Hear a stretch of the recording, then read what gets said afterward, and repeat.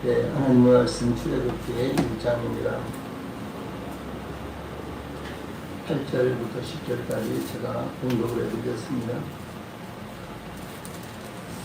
네, 하나님의 말씀 출애굽기 1장 8절, 9절, 10절 제가 공독을 해드리겠습니다.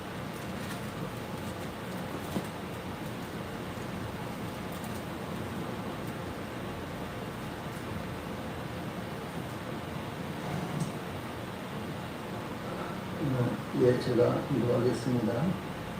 요셉을 알지 못하는 새 왕이 일어나 애국을 다스리더니 그가 그 백성에게 이르되 이 백성 이스라엘 자손이 우리보다 많고 강하도다.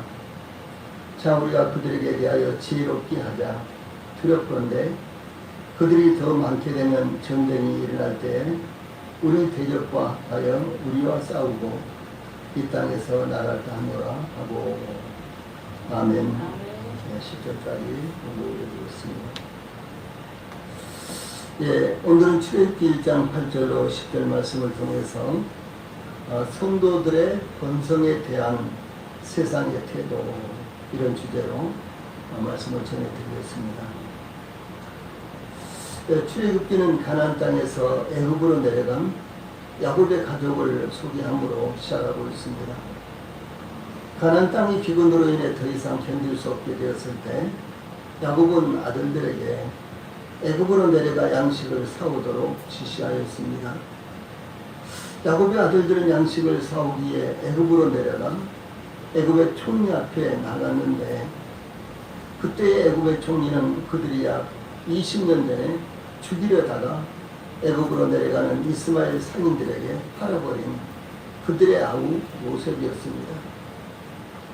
그때 온 세상에 임한 기근이 시작된 지 2년 차였기 때문에 요셉은 그의 아버지의 집을 살리기에 간곡한 말로 야곱의 모든 가족이 애굽으로 내려오도록 요청하였습니다.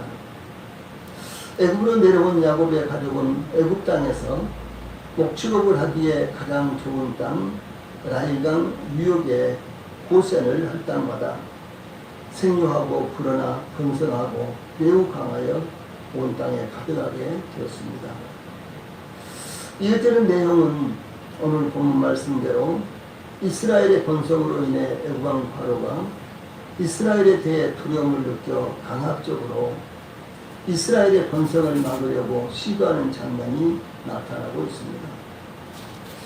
예, 그러므로 본문은 이스라엘이 애굽에서 어떤 고통을 받기 시작했는지 증가하고 있습니다.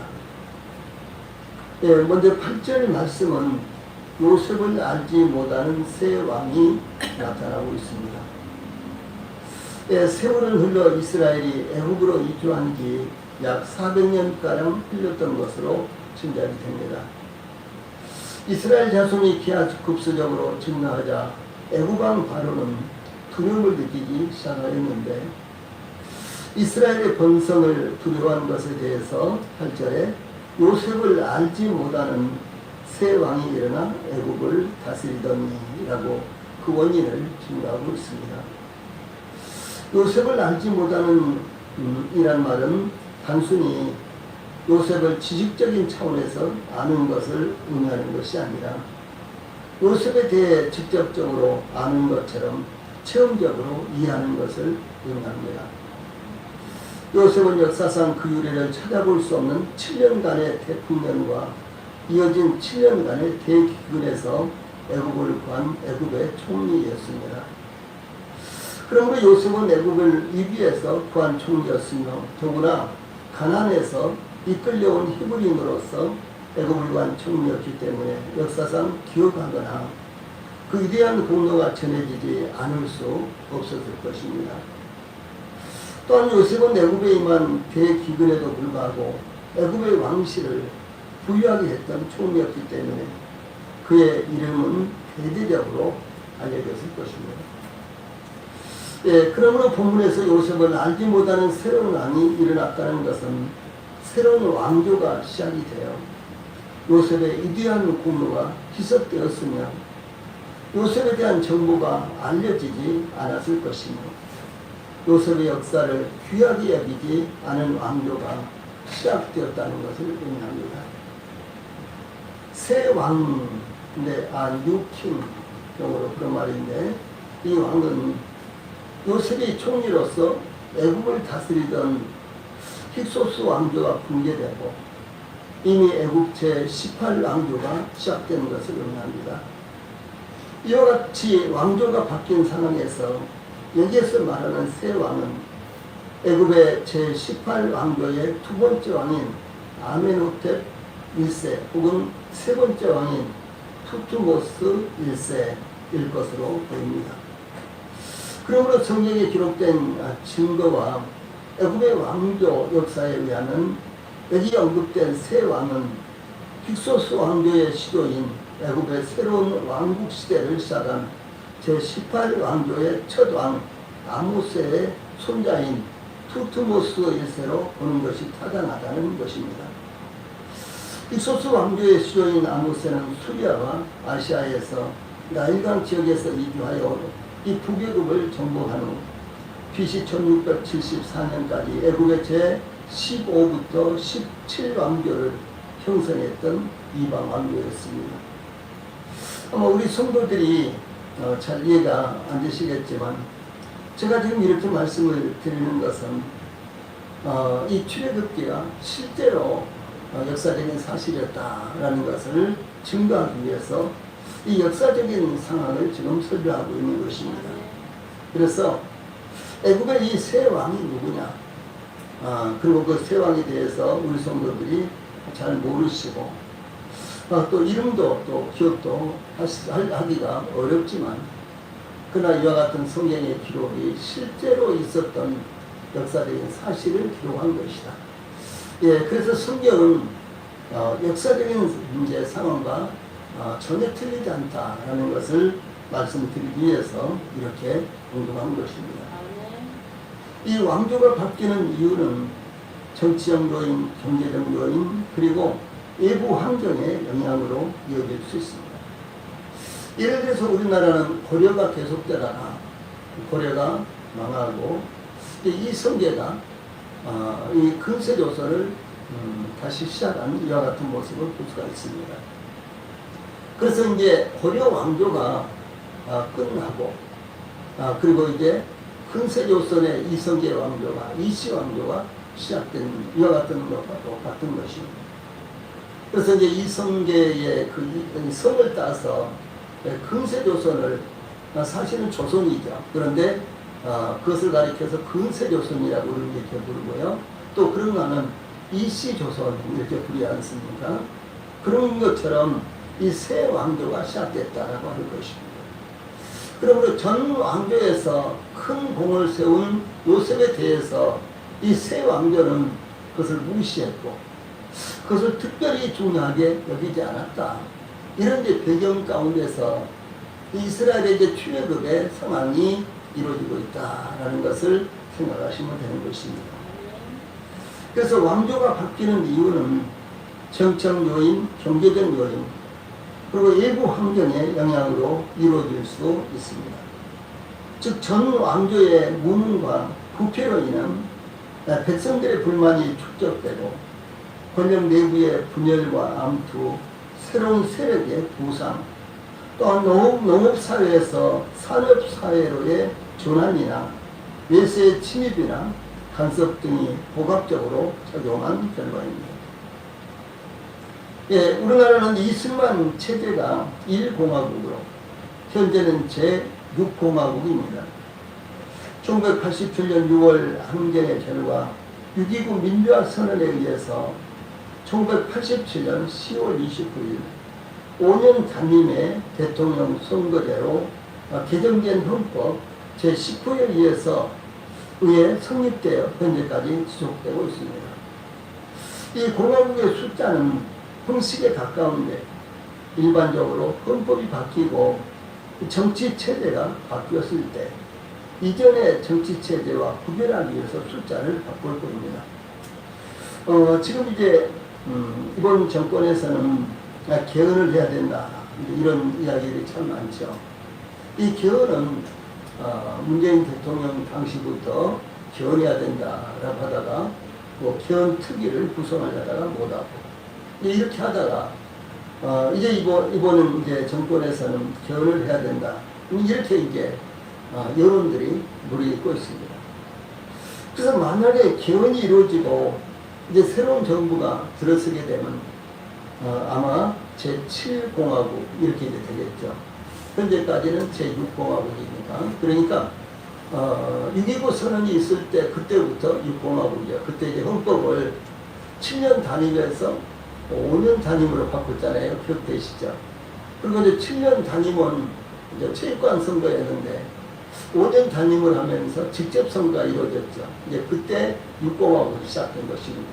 그래서 지금까지 6공화국인데 만약에 헌법이 개정되고 새롭게 되면은 그때부터 이제 7공화국 아마 이렇게 이야기가 될 것입니다.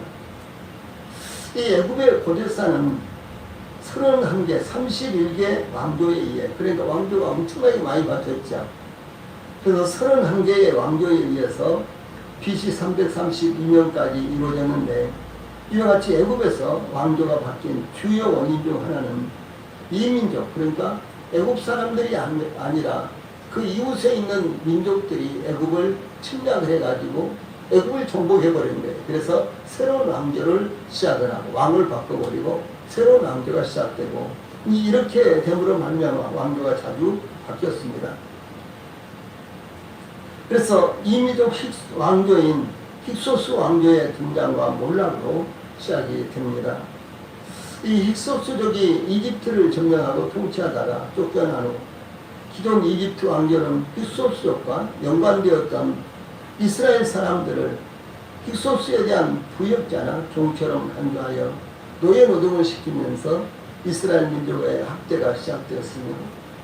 네, 이러한 결과는 출애굽 사건으로 여기는 것입니다. 그래서 이제 애굽왕 바로는 이스라엘 민족들을 강제 노동에 동원하여 아주 고된 노동을 이렇게 시키죠. 예, 그럴 때 이 민족이 침략에 들어오면 이스라엘 백성들이 어떻게 하겠어요? 우리를 노예로 삼았던 이 정부를 우리가 배반하고 새로운 정부를 세우도록 이 민족과 협력을 해서 이 정부를 무너뜨리자. 아마 이렇게 되겠죠. 이것은 누구나 다 생각할 수 있는 것입니다. 그래서 이스라엘 백성들에 대한 박해가 시작됐다라고 하는 것이죠. 그것을 염려해서 예, 그러므로 이제 이 전후에 이민족의 침략이 대단히 많았습니다. 그리고 이민족이 침략을 하면 거대한 이민족들이 침략을 하면요, 이제 애국 정부는 무너지고 또 새로운 정부가 세워지고 등등 이런 일들이 많이 있었다는 것이죠. 심지어 저 바벨론이라든가 헬라라든가 이런 이제 거대한 제국들도 이런 제국들은 사실은 유럽에 있는 국가들이잖아요. 유럽과 서아시아에 있는 국가들이죠. 이런 국가들이 이집트까지 원정을 옵니다. 거대한 군사를 이끌고 뭐 15만, 20만, 30만 이런 군사를 이끌고 이집트까지 와가지고 이집트를 정복하고 하지요. 그래서 이제 특별히 이집트 같은 경우는 이 로마에 의해서 완전히 괴멸되어 버렸어요. 그래서 이 로마에 의해서 새로운 정부가 세워지고 그리고 이제 그 정부는 로마의 지시를 받는 이와 같은 위성 국가로 전락을 하게 되었습니다.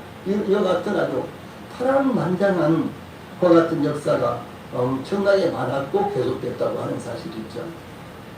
이 출애굽기와 관련된 왕은 새로운 왕조의 왕 중 투트모스 3세의 아들 아멘호텝 2세는 활로 7.5cm 두께의 구리 관역을 뚫었다는 허풍을 기록으로 남길 정도로 활로 7.5cm의 부리를 뚫었다.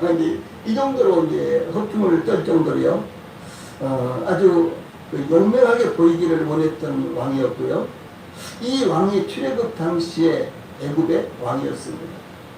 그러니까 이 왕은 아주 호전적이고, 네, 그리고 이와 같이 허풍도 많이 떨고 자기 위세를 이와 같이 전하는 이런 왕이었다는 것이죠. 실제로 그는 운동을 좋아했으며 언제나 전쟁의 선봉에 앞장섰다는 기록이 있으며 이 성서 고고학자들은 그의 이러한 강한 성격과 허영심 때문에 모세의 제안을 거절했던 것으로 추측하고 있습니다. 그래서 대국의 왕이었는데 직접 전쟁에 출전했다는 것만 해도 대단한 것이죠. 예. 또 뿐만 아니라 실제로 전쟁이 일어나면요, 맨 앞장에 서서, 예, 공격 선봉에 서서 왕이 죽으면 어떻게 되겠어요? 옛날은 왕이 죽으면 그냥 자연스럽게 패배하고 그런 상황이었죠. 그런데도 불구하고 이 왕이 제일 선봉에 섰고 전쟁이 일어나면 출전했고, 그리고 실제로 이제 전쟁이 시작됐을 때 제일 선봉에 서서 이 공격을 주도했던 이와 같은 왕이었다는 것이죠. 그래서 대단히 호전적이었고, 네, 우리가 이제 출애굽기를 계속해서 보면은 출애굽기 14장에 가면은 애굽왕 바로가 무려 600승의 이 병거를 끌고 이스라엘을 추격해 오죠. 또 뿐만 아니라 거기 보면 애굽의 모든 마병을 건드렸다 그랬거든요. 그러니까 이 기마병도 엄청나게 양산해가지고 수만의 기마병들을 양산해서 이제 이스라엘 백성들을 추격했다라고 하는 것이죠.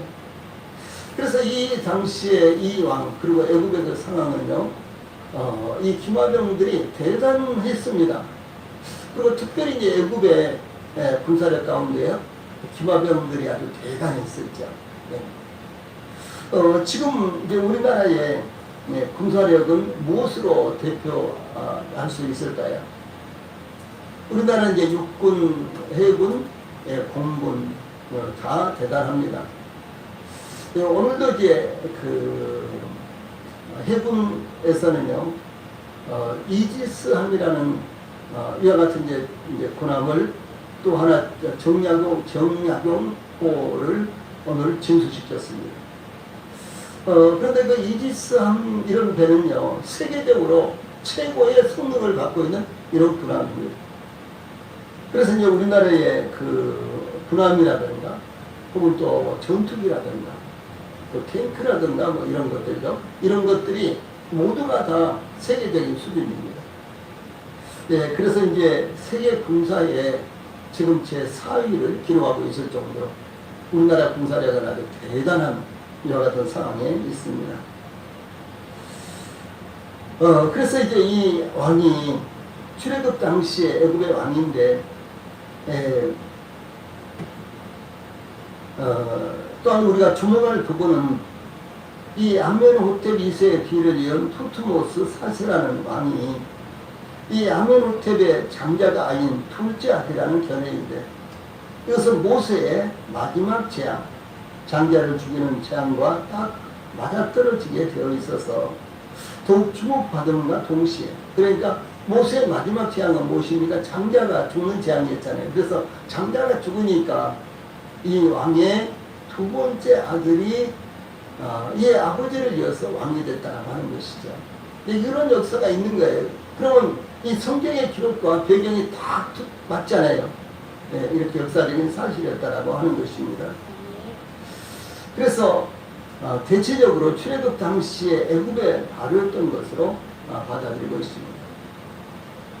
다음에 9절에 보면 애굽 왕이 우려하고 있는 이와 같은 내용이 나옵니다.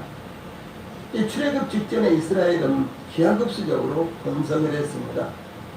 아마도 이러한 번성은 야곱이 애굽 왕 바로와 요셉의 초청을 받아 애굽으로 떠나면서 브엘사바에 이르러 하나님께 이 희생제사를 드렸을 때 그 밤에 하나님이 이상 중에 야곱에게 나타나 나는 하나님이라 내 아버지의 하나님이니 애굽으로 내려가기를 두려워하지 말라.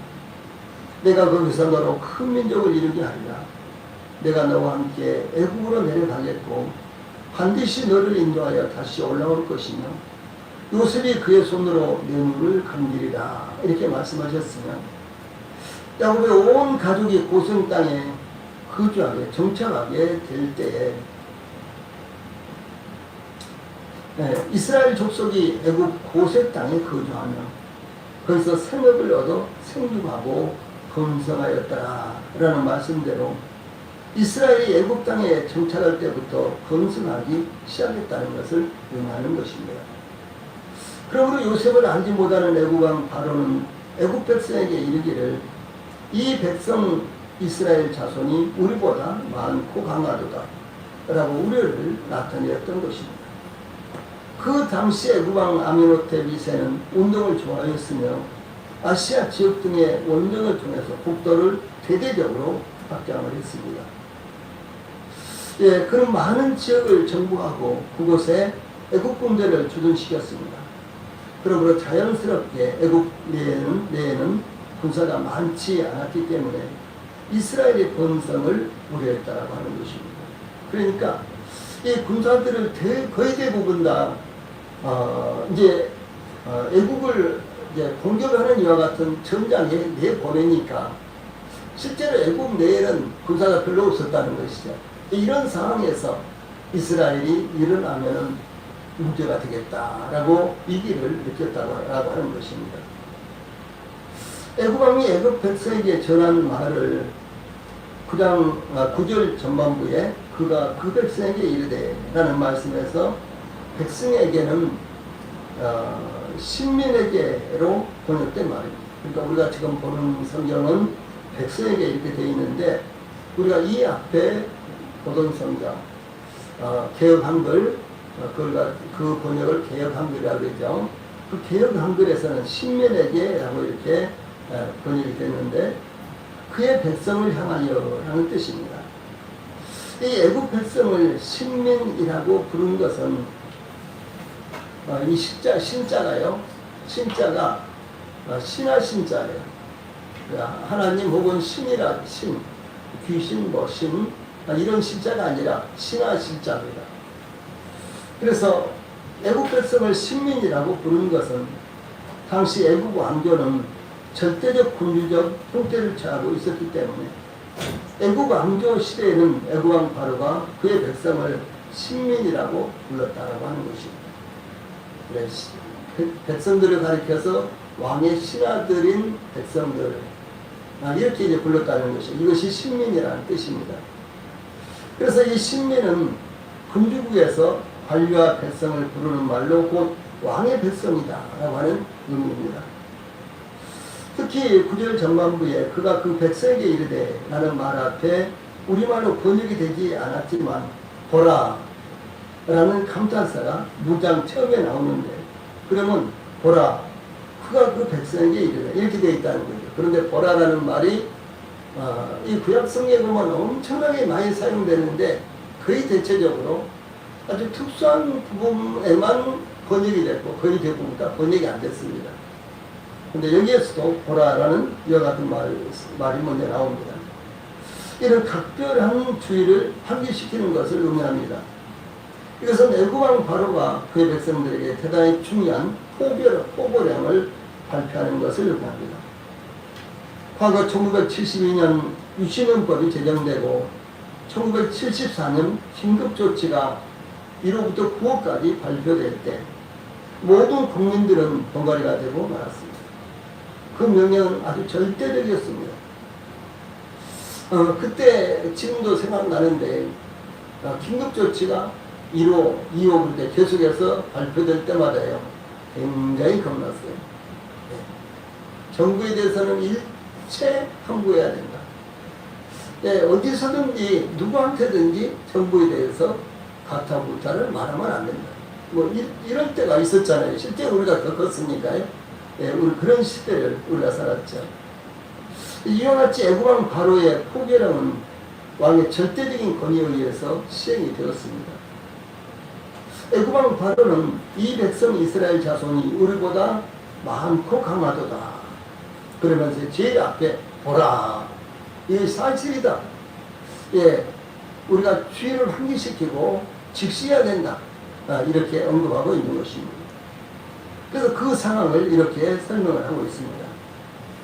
이는 실제로 이스라엘이 애굽인들보다 그 수가 많다는 것이 아니라 이스라엘의 백성들의 놀라운 수적 증가에 대한 경계심과 중호심이 표출되어 나온 과장법적 표현으로 애굽인들로 하여금 이스라엘에 대한 충고심과 민족 감정을 부추기므로 이스라엘에 대한 탄압과 착취를 정당화시키려고 하는 아주 악한 저의에서 나온 것입니다. 즉 이스라엘이 애굽 사회에서 차지하는 잠재적 역량과 또한 번식 속도와 체력의 강건함이 애굽 사람들보다 상대적으로 급속히 신장되었다는 것을 의미합니다. 그로 말미암아 애굽 왕 바로는 이스라엘을 신속하게 착취하고 탄압하여 이스라엘의 성장을 억제해야 된다고 생각했던 것입니다. 그러므로 애굽 왕 바로가 이렇게 의롭던 발표를 한 것은 이스라엘을 탄압하고 착취하기 위한 예비 조치로서 애굽인들에게 그 타당성을 심어주고 민족 감정을 고조시켜 반이스라엘 정책을 수월하게 시행하기 위한 사전 조성 작업이었던 것입니다. 그러므로 모든 애굽 백성들이 이스라엘에 대한 우려를 갖게 하고 이스라엘을 탄압하더라도 당연하게 받아들이도록 하기 위한 것이었습니다. 즉 오늘날로 말하자면 여론 조성이었습니다.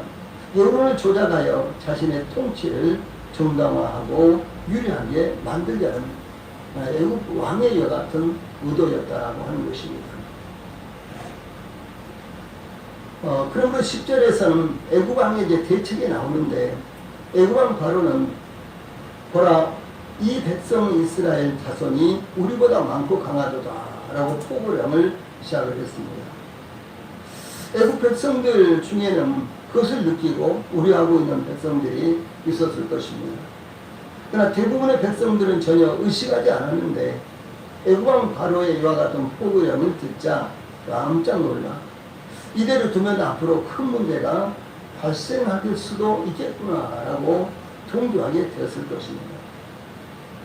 애국인 노동자들 특히 조선족이나 중국인들이 어떤 문제를 일으켰다고 하면 그 소문이 확대되어 퍼져나가게 되고 그러면 우리나라 사람들이 그들을 보는 시각이 달라지는 것입니다. 또 탈북자들이 다시 북한으로 재입국하였다거나 반애국적인 단체나 구구단체에 가입했다고 하면 모든 탈북자들을 다른 시각으로 보기 시작하는 것입니다. 이런 사고들은 수많은 헛소문들이 첨가되어 구제불능으로 변하는 것입니다. 그러므로 여론을 호도시키는 것은 큰 범죄와 연결되는 것입니다. 애굽 왕 바로가 이 백성 이스라엘 자손이 우리보다 많고 강하도다 라고 포부령을 내렸는데 이 말은 사실은 아니었습니다. 과장법이었습니다. 그러나 애굽 왕 바로의 이런 말 한마디가 이스라엘 사람들을 백성들이 미워하게 하였고요. 이스라엘 사람들을 학대하고 탄압하더라도 당연하게 여기게 되는 결과를 만들어내는 것입니다. 그 당시 애굽은 가장 강력한 왕국이었기 때문에 이스라엘이 그들보다 더 강할 수가 없는 것이 사실이었습니다. 애굽 왕 바로는 이와 같이 여론을 확산시킨 후에 자 우리가 그들에게 대하여 지혜롭게 하자. 두렵건대 그들이 더 많게 되면 전쟁이 일어날 때 우리 대적과 합하여 우리와 싸우고 이 땅에서 나갈까 하노라 라고 그 대책을 서두르지 않으면 그들이 막대한 피해를 입힐 수 있다. 그러니까 애굽 사람들이 막대한 피해를 입을 수 있다라고 백성들을 선동을 한 것입니다. 애굽 왕 바로가 자 우리가 그들에게 대하여 했을 때 자라는 이 말씀은요 이렇게 이제 시작한 것은 오라 혹은 가자 이런 뜻인데 이것을 미룰 수 없다. 이것을 서둘러야 된다. 라는 이런 의미로 사용한 것입니다. 또한 이 애굽인들에게 탄압과 분발을 촉구한 것입니다. 이스라엘을 그대로 두면은 그들에게 해결할 수 없는 피해가 돌아올 것이라는 의미입니다. 지금 당장 어떤 대책을 세우고 실행에 옮기지 않으면 안 된다는 것을 촉구한 것입니다. 이어서 애굽 왕 바로는 애굽 백성들을 향하여 우리가 그들에게 대하여 지혜롭게 하자라고 이렇게 촉구를 합니다. 이 지혜롭게 하자, 이 말씀은 기민하게 대하자라는 뜻입니다. 이것은 이스라엘 백성들에 대해 머뭇거리지 말고 신속하게 대책을 세워 대비하고 처단해야 된다라고 하는 것입니다. 이것은 이스라엘 백성들에게 학정을 베풀어 그들의 본성을 억제시키지 않으면 안 된다는 것을 의미합니다. 이 세상과 사탄 마귀는 하나님의 백성들을 무너뜨리기 위해서 온갖 수단을 강구하는 것입니다. 예수님이 유대인들에게 당했던 갖가지 술수나 모함과 왜곡은 이 사도들이 전도 현장에서 그대로 이제 당했던 것과 같은 것입니다. 그리고 그 모양은 좀 다르지만 오늘날 우리가 복음을 전할 때 저희들이 세상에서 당하는 것과 같은 것입니다. 또한 세상과 사탄 마귀는 오늘날에도 하나님의 백성들을 무너뜨리기 위해서 길목마다 수많은 덫을 놓고 기다리는 것입니다. 그러므로 사도 베드로는 베드로전서 5장 8절에서 근신하라 깨어라. 너희 대적 마귀가 우는 사자같이 두루 다니며 삼킬 자를 찾나니 이렇게 경고를 했습니다. 또 사도 바울은 데살로니가 후서 2장 10절에서 불의의 모든 속임으로 멸망하는 자들에게 이 말이니 이는 저희가 진리의 사랑을 받지 아니하여 구원함을 얻지 못함이니라 라고 이 마지막 때의 형상에 대해서 증거하고 있습니다.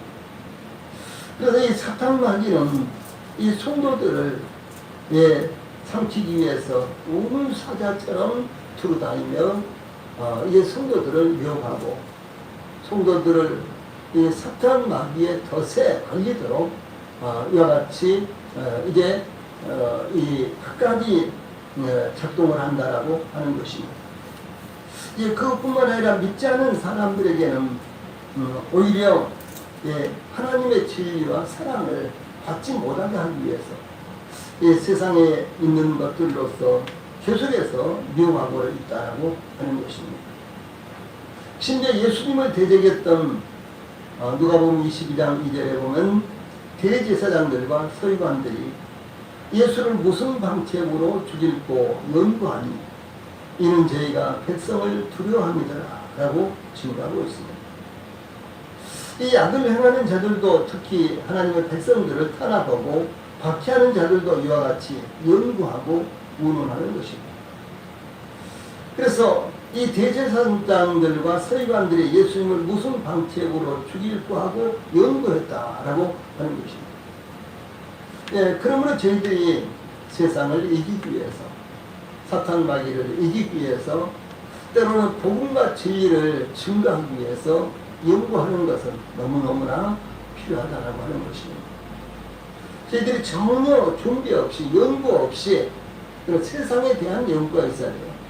사탄 마귀의 괴계에 대한 연구가 있어야 되는 것입니다.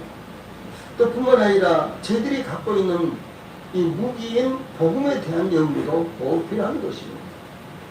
이러한 연구가 없이 저희들이 바로 나간다면 어떻게 되겠습니까? 마치 전쟁에 나가는 병사들이 전혀 훈련이 없이 나가는 것과 똑같은 것이죠. 그렇게 되면 필패되는 것입니다. 이 사탄 마귀는 가장 지혜로운 자입니다. 사탄 마귀는 가장 우리가 듣기 좋은 미사여구를 사용하는 과 같은 인격체입니다. 그러므로 저희들도 지혜롭게 해야 될 필요가 있고 그것을 위해서 연구해야 된다라고 하는 사실입니다. 여기 애국왕 바로가 지혜롭게 하자라고 하는 것은 두렵건대 그들이 이스라엘 백성들이 더 많게 되면 전쟁이 일어날 때에 우리 대적과 합하여 우리와 싸우고 이 땅에서 나갈까 하노라 10절 이렇게 증가하고 있습니다. 애국은 이민적인 힉소스의 침략을 받아 그들을 물리치지 못하고 통치를 당했던 역사가 있었기 때문에 애국의 변방 이 고센 땅에 수백만의 이스라엘이 거주하고 있는 것에 대해서 항상 불안하게 생각했습니다. 그러니까 이스라엘이 거주하고 있는 나일강 유역의 고센 땅은 애국의 중심지가 아니라 애국의 한 변두리였죠. 그리고 그 변두리는 소위 지중해와 연해 있었습니다. 예, 그러므로 이스라엘이 어떻게 탈출하게 됐지? 또 이 민족이 이렇게 침략에 들어오는 그런 길목이었기 때문에 이제 애국으로 보면은 애국이 아닌 다른 민족들이 애국을 침략에 들어오는 이와 같은 길목에 있었기 때문에 애국 민족이 이방인들이 이렇게 침략에 들어왔을 때 이스라엘 백성들이 그들과 어떻게 이제 연합을 하든지 뭐 이렇게 한다면은 애국은 더 난처해질 것이다라고 하는 그런 생각인 거죠. 그래서 이스라엘이 급속히 번성하자 국가적으로 이민족의 침입으로 국가적 재난을 당할 때가 온다면 이스라엘이 만약 침입자들과 협력하여 애국을 대적하게 하는 일이 일어나게 된다면 국가적으로 큰 시련을 겪어야 한다라고 하는 것이 애국왕 바로의 생각이었습니다. 특히 이스라엘이 애국을 대적하고 싸우고 이 땅에서 나갈까라는 말씀은 탈출할까 빠져나갈까 등이 더 정확한 번역입니다. 애국왕 바로와 백성들은 이스라엘을 두려워하면서도 이스라엘이 애국에서 탈출하지나 않을까 하고 걱정을 했다라고 하는 것입니다. 이스라엘 사람들은 이 천성적으로 근면하고 성실했기 때문에 애국 사람들은 그들을 강제 노역시킴으로 막대한 노동력을 확보할 수 있었기 때문이었습니다. 그러므로 애국 왕과 백성들은 이스라엘 백성들을 이용한 노동력 유지가 큰 과제 중 하나가 될 수밖에 없었습니다. 그래서 이스라엘 백성들 이제 수백만이었지만 그들 가운데 장정만은 약 60만 명 이상이었잖아요. 60만 명 이상을 그들에게 이제 노동비도 인건비도 주지 않고 강제로 노동을 시켜서 거기서 얻을 수 있는 노동력은 얼마나 큰 것입니까? 그것은 60만이나 되니까 아주 어마어마한 것이었습니다. 60만 명에 대해서 노동력을 일일이 지불한다면 그것은 엄청난 비용이 들겠죠. 그런데 애국왕 바로는 이스라엘 백성들을 이제 강제노동 시키면서도 강제노동이었으니까 노예로 삼았으니까 어떤 대가를 지불하지 않았겠죠. 그런데 만약에 이스라엘이 빠져나간다면 이것은 이스라엘 애국에서는요 큰 손해다라고 이렇게 생각을 했을 것입니다.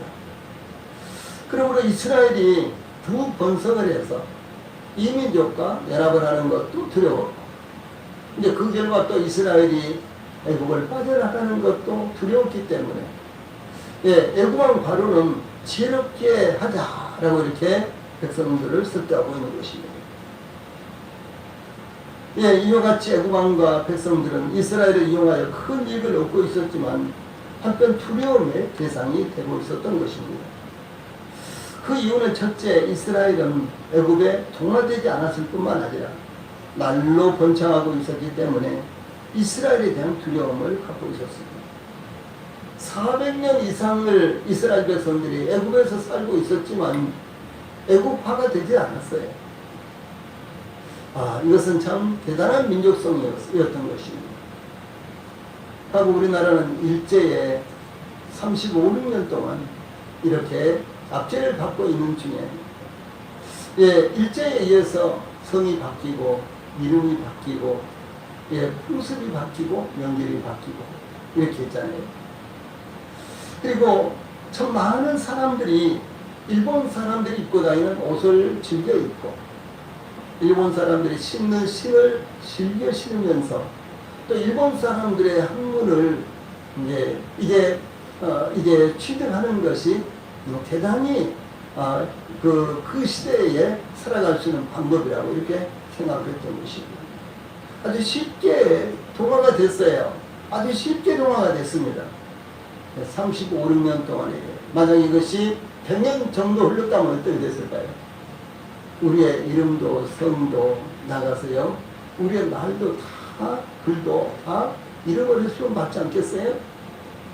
그런데 이스라엘은 400년 이상을 애국에서 살고 있었지만 전혀 동화가 되지 않았다라고 하는 사실입니다. 이것이 우리 성도들이 이 세상을 살면서도요 세속화되지 않아야 되는 이와 같은 특성을 갖고 있고 그 특성을 잘 지켜야 된다라고 하는 사실입니다. 실제로 이스라엘의 거주지가 곡창지대인 고센 땅이었기 때문입니다. 이 고센 땅은 애굽의 변방이었기 때문에 언제든지 예수와 접촉할 수 있는 지역이었습니다. 그러므로 동시에 이스라엘은 언제든지 예수와 연합하여 한가할 수 있었으며 또한 탈출할 수 있었기 때문이었습니다.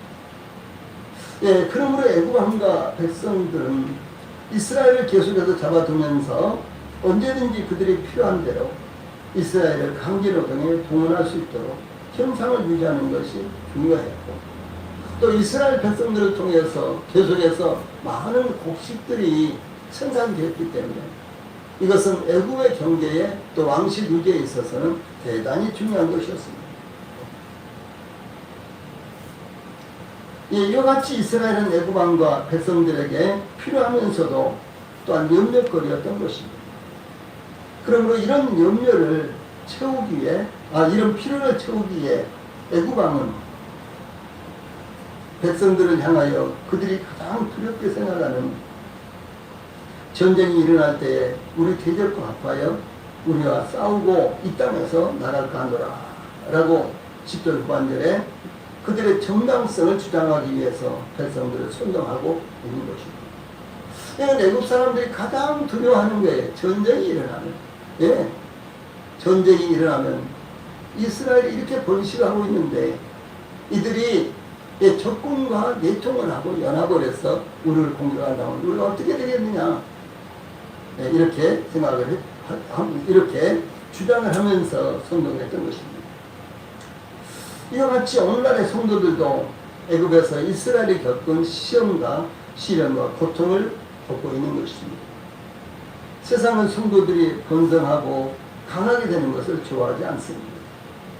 더구나 요셉을 알지 못하는 새 왕과 같이 하나님을 알지 못하는 사람들은 비록 기독교인이라도 구원받은 하나님의 백성들을 싫어하는 것입니다. 그러므로 의지할 것은 세상이 아니라 오직 하나님이시라는 것을 우리 모든 성도들이 굳건하게 기억하시기를 바랍니다. 네. 기도하시겠습니다.